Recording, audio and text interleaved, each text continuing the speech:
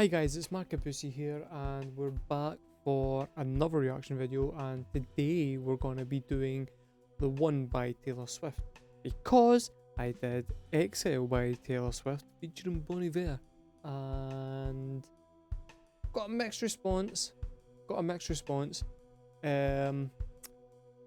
of you were quite positive, some of you were very negative, but a lot of you said that I should do every album on the Folklore album, but also relate it back to the interview that she did in the Long Pond session, because that goes into a little bit of detail as to what her thinking was when she was writing the songs, etc, etc. Well, that was quite a good idea, so that's what we're going to do. It was funny because I feel like you captured the spirit of the whole record with that song, with the one in the sense of just the way it opens. I'm doing good, I'm on some new shit, and saying yes instead of no, and I was like, is she talking about writing songs with me and everything else at the same time, or something? I think it has a new I think it has a double meaning. The opening the album with the words "I'm doing good, I'm on some new shit," and saying yes instead of no. It applies to the situation that the song is written about, where you're updating a former lover on what your life is like now and trying to be positive about it. But it was also where I am creatively, where it's like, I'm just saying yes, I'm just putting out an album in the worst time you could put one out. I'm just making stuff with someone who I've always wanted to make stuff with as long as I've been a fan of the National, and I'm just gonna say yes to stuff. Yeah. And it worked out. Reading between the lines, it feels a lot as though, and by what you guys have been saying to me in the comments, that she was putting out albums and a record company was playing a large part on what was getting pushed and what wasn't getting pushed. The record company gives you a certain amount of money to make an album. You're expected to make a return on that album. So the record company then has got complete say as to what gets put on the album, gets put out, and how it gets produced. They hire the producers and stuff. I feel like she got to a point creatively where she decided that it wasn't fulfilling for her anymore, and she wanted to go a bit less pop and a bit more kind of mature. Don't get me wrong, I'm not saying that her songs are immature. I'm saying that the production quality and the way that her songs were radiofied are immature. And I think if you took those songs and stripped them back, then you'd probably have, for me, a much better song. And I also feel like it then kind of makes sense that she has went, right, I want to go less mainstream, more kind of like respected, and so she's hooked up with artists that are already in that kind of space. So like the National, Bon Iver, Jack Antonoff. Jack Antonoff's a really good pick for a producer because he kind of did the same thing with Lana Del Rey when she had done her first album, and everybody was like, oh, here's this kind of woman who's playing it being a young ingenue, but she's got like this pretend 50s blue velvety fucking thing happening, like femme fatale type thing, then with the modern hip hop beats behind it. He's taken that and stripped that back to Norman fucking Rockwell, that kind of sound, which suits Lana a lot better than what the first album was doing for her songwriting. I kind of feel like he's probably going to have done the same for Taylor Swift. There's only one way to see, and that is to go in and listen to the damn song. So that's what we're going to do.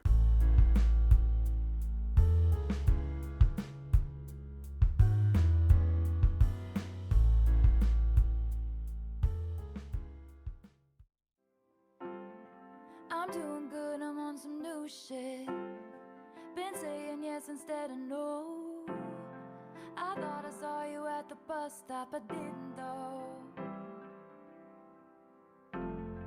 I hit the ground running each night. I hit the Sunday matinee. You know the greatest films of all time were never made. I guess you never know, never know. And if you wanted me, you really should've showed. And if you never bleed, you're never gonna grow. And it's alright now. We were something, don't you think so? Roaring 20s, tossing pennies in the pool. And if no wishes came true, it would have been you. Lyrically, this is really good. I see her point now. It's about a couple who broke up and then they kind of bump into each other and they're talking about what could have been. It reminds me of the end of La La Land, where he's up on the stage playing and she's watching him. The both of them realise like they had something there that was really, really good, but it's fine that it's now ended and they've both moved on, but they'll always cherish that relationship that they had because it's formed who they are now.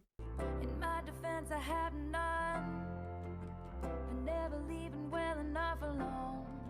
But it would have been fun if you would have been the one.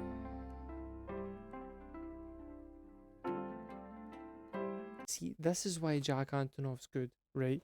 Because I think that's Jack Antonoff. It's either that or the guy for the National, one of the two. But you know what? They're both quite similar in a lot of ways because the guy for the National, I don't know his name, is also the guy who produced Frightened Rabbit's last few albums. The way that he puts these music together sounds kind of lo-fi, but it's really not. There's just 4 chords, really basic, and then he's coming in with just a nice little guitar line at the back that kind of just adds a wee bit. Like, you don't notice it too well, but if you took it out, it would feel a lot emptier.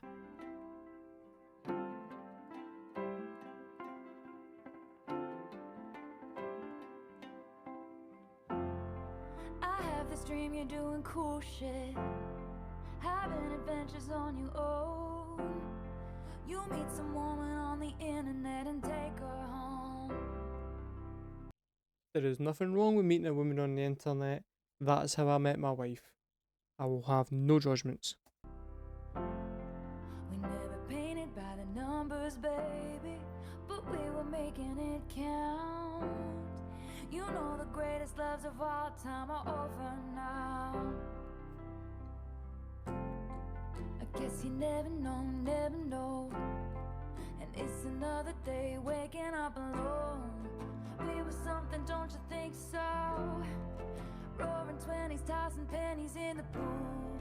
That roaring 20s tossing pennies in the pool is a really cool turn of phrase, I've got to say. It is quite cool. I can also hear how you could easily turn this into a pop song with drums, and I'm more kind of like, I know what I'm trying to say. I'm not good at explaining it, but realistically, you could with upping the speed of this a little bit, the BPM, adding a drum beat in there, and like a kind of driving bass line. You could turn this into a straight up pop song if you wanted to. I'm kind of glad that they haven't. And if my wishes came true, it would have been you. In my defense, I have none. I persist and resist the temptation to ask you if one thing had been different. Would everything be different?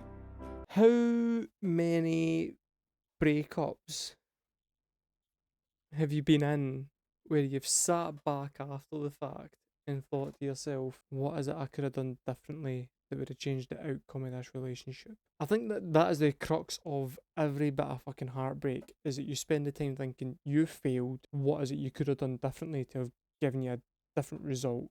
And then the only way you get over it is when you realise nothing. Because you are who you are, they are who they are. That relationship was always intended to go that way. That's my pearl of wisdom for today. Today, we were something, don't you think so? Rose flowing with your chosen family. And it would have been sweet if it could have been me. In my defense, I have none. We digging up the grave another time. But it would have been fun if you would have been the one.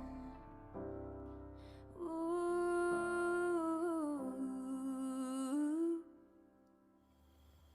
So that was The One by Taylor Swift. I have made a lot of generalized comments throughout that video. And the last time I did that with regards to Taylor Swift, when I didn't know what I was talking about, I got a lot of abuse. So here's what I'm going to ask. be bloody nice in the comments, and instead of just telling me that I'm an asshole, tell me why I'm wrong and teach me. Because I'm coming to you guys, cap in hand, I'm wearing my hat, but cap in hand, saying, I don't know that much, but I'm willing to learn. But that was a good song. Lyrically, better than I expected. It's one song, so I'm not going to base my entire opinion of Taylor Swift's songwriting ability on one song.